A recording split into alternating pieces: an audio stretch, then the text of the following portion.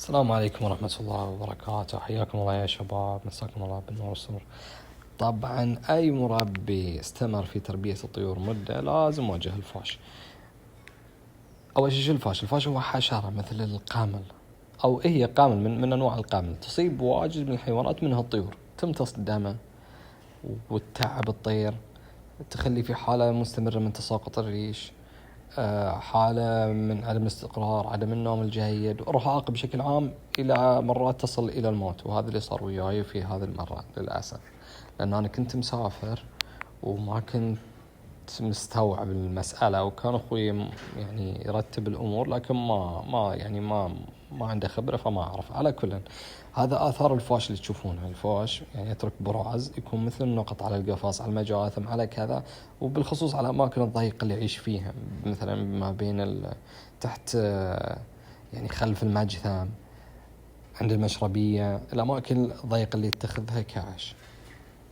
انزين، أنا صادفت الفاش يعني، أو صابني الفاش 3 مرات، فجربت حلول واجد، وللأسف مو بكلها ناجعة. يعني في الإنترنت لما تبحث بتشوف واجد من الحلول، لكن للأسف مو بصادق. يعني مثلا شو الأشياء اللي نقدر نسويها وما بتنجح ويانا، أو الأشياء اللي أنا أقول لك ابتعد عنها ولا تتعب حالك في تجربتها. مثلا الثوم، واجد من الناس يقول لك الثوم تطحنه، وربما البعض يقول لك مع فلفل تخليه، وذا فعلا ذا شيء جيد، لكن مو بسيء بالضرورة، لكنه ما يقضي على الفاش. عندك كذلك خل التفاح. هذا أحد الطيور اللي يعني ماتت علي أثناء سفرها، كناري أنثى، وهذا شامة، طير آسيوي اسمه عقيق، من طيوري المفضلة. للأسف ماتوا يعني، وعنده تبديل ريش، ومع الفاش خلاص ما يتحمل. طبعا هذا الإفرمكتين هو أفضل شيء لعلاج المشكلة. طبعا هو يستخدم للدواب، فتركيزه عالي جدا 1%. فنستخدم إبرة، أصغر إبرة، نقطة واحدة منها للطير يكفي. نقطة من الإبرة ذي للكناري، للأحجام مثل الكناري، الطيور الأصغر من الكناري، أكبر من الكناري شوي، نقطة واحدة تكفي. شوف مثل الحين أنا أبدأ أطلع الطيور، خلاص أصيب الجلد بنقطة واحدة عشان يبتدي الدواء ياخذ مفعول. الدواء شو يسوي؟ الإفرمكتين مادة يمتصها الجلد بسرعة، فلما يمتصها الجلد بتكون موجودة في الدماء تحت الجلد. يجي الفاش يحاول يمتص دم، راح يمتص الإفرمكتين، ففي النهاية يموت، لأن الإفرمكتين مادة سامة. حتى يعني لما تستخدم الإفرمكتين لما يجي على يدك أو حاجة لازم تغسلها، والأفضل إنه ما يصيب يدك، تكون لابس تسوس أو حاجة. طبعا الإفرمكتين اللي في الأسواق اللي تركيزه 1 ذا مخصص للبهائم، فطريقته يعني للبهائم يحقن تحت الجلد، لكن بالنسبة للطيور هو يعني سريع الامتصاص، فتخليه فوق الجلد. البعض عنده اجتهاد شخصي إنه شو يسوي؟ يخليه في الماء ويروش للطيور. طبعا ذا اجتهاد شخصي، ربما في أدوية مخصصة للترويش، لكن ذا النوع مو بمخصص للترويش، ذا للجلد. يعني لو في حال انك حصلت شيء خاص للترويش، هذا يكون حالة ثانية استخدمه، لكن الاجتهادات الشخصية واجد. البعض يقول خله في غرش وطش على الطيور، والبعض يقول لك لا، روش فيه الطيور، والجرعة الزايدة من تقتل الطير. طبعا هذا ثوم مع فلفل طحنته على لتر من الماء، وعندي فراخ، يعني فراخ ما اقدر احط لها الفرمكتين، تموت، ما تحمل، قوي عليها. الثوم مع الفلفل، الحلبة. طبعا واجد يقول الحلبة يقتل الفاش، او هو حلك للتعامل مع الفاش، غير صحيح. ليه هالاشياء، الثوم والفلفل والحلبة ذي مواد يعني فعالة في طرد الفاش. الفاش ما يحب ريحته، فراح يتجنبها. طبعا أنا يوم عندي فراخ استخدمتها، لكن أنا ما عندي فراخ،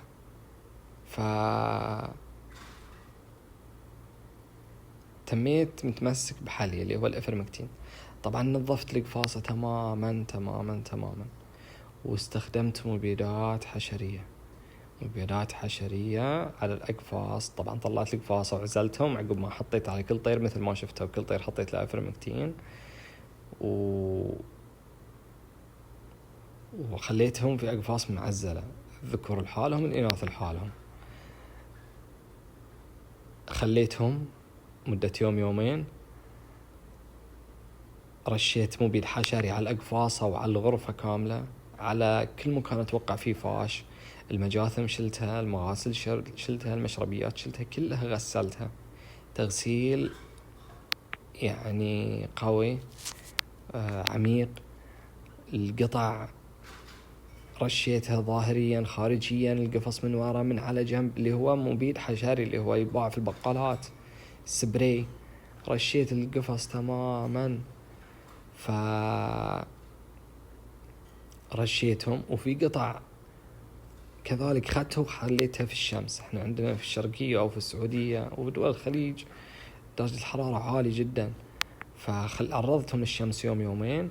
طبعا هنا انا خلاص تموا الطيور يومين، المبيد الحشري جلس في الغرفة وعلى الأقفاص مدة تتجاوز عن اليومين، فخلاص بإذن الله لو في حاجة وأخذ شيء يعني يكون يعني يكون سبراي أو يعني قاتل حشرات، يكون للحشرات الطائرة، لأنه يكون يبقى على الأقفاص، بحيث أن حتى الحشرة لو جات بعدين مشت عليه تموت. فأنا طشيت مبيد حشري على قاع الأرض، خليت البودرة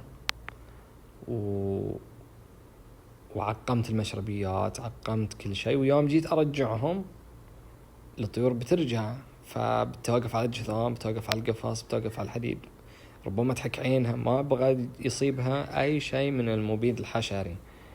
المبيد الحشري في النهاية سام وهو سم قاتل. فجبت خل التفاح ورشيت الأقفاص. خل التفاح معقم ومنظف ويقتل، يعني يتعامل لك مع المبيد الحشري كغسول ثانوي، يقتل كل شيء سام إن شاء الله بيروح من خل التفاح. وأنا يعني حطيت كميات كبيرة، يعني بالغت في رش خل التفاح. طبعا هنا بديت خلاص أرجع الأكل أرتب الأقفاص بحيث أني أرجع الطيور. طبعا خلاص برجعها، بتم مدة 7 أيام. المدة هي اللي مذكورة 14 يوم تقريبا، 14 يوم عفوا، مو ب7 أيام، 14 يوم.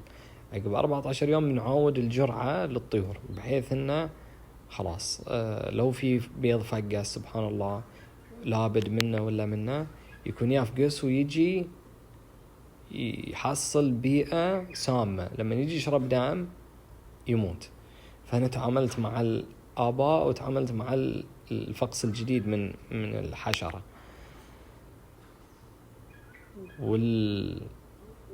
والحلول اللي تقول لك مثلا رش عليهم الشغلة الطبيعية الفلانية، ما ينفع. خل التفاح جربته، الحلبة جربته، الثوم والكذا، ذي كلها طاردة. شوف أنا يوم عندي الفراخ ما أقدر استخدم عليهم خل التفاح الإفرمكتين، فخليت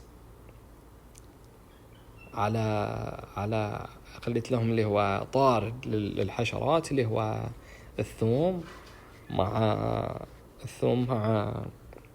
مع الفلفل، وترشيته على العش اللي بقعدهم فيه. طبعا العشاش كل حاجة طلعتها في الشمس ونالت نصيبها. الموضوع خذ مني ساعات وأيام وتعب وإرهاق شديد، وكنت راجع من السفر. لكن أنصاف الحلول ما تنفع. إذا تبي حل صحيح وناجع للفاش، تنظيف شامل يكون للطيور، تحط عليها إفرمكتين سواء خاص للطيور. الإفرمكتين الخاص في الطيور يكون درجته أخف، يكون يعني تركيزه 1.1 يكون تركيزه، وفيه الإرشادات إن كذا تستخدم كذا قطرة. لكن إذا بتستخدم اللي هو الإفرمكتين مال الجواميس يأذي الطيور. حتى أصلا الطيور يوم إني حطيت عليه تعبت، تلاحظ عليه التعب يعني، لأنه جدا سام ويأثر على الطيور. فنقطة واحدة كافية وفوق الكافية، إذا تحط أكثر من قطرة تموت. طبعا أنا حطيت على بعض الطيور ربما حسيت إن ما حطيت قطرة فحطيت قطرة ثانية وصادف عندي حالة موت. يعني أحد الطيور للأسف مات علي بسبة إن أنا نسيت عنه الأكل، لكن نسيت عنه فترة بسيطة وهو كان تعبان، بالإضافة إنه جايع وتعبان فما تحمل ومات.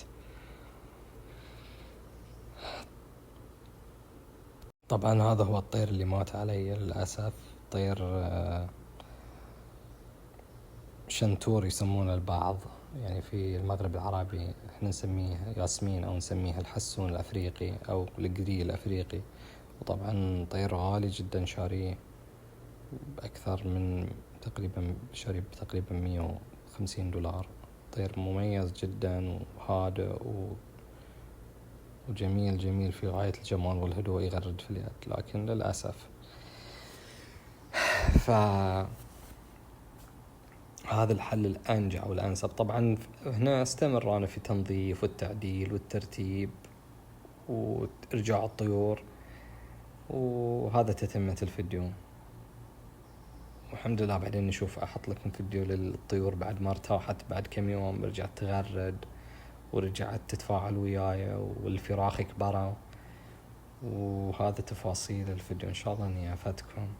وأنا ما حبيت أشارككم هالفيديو لأن عندي تجربة 3 مرات مع الفاش وجربت أغلب الحلول ما فرت وياي.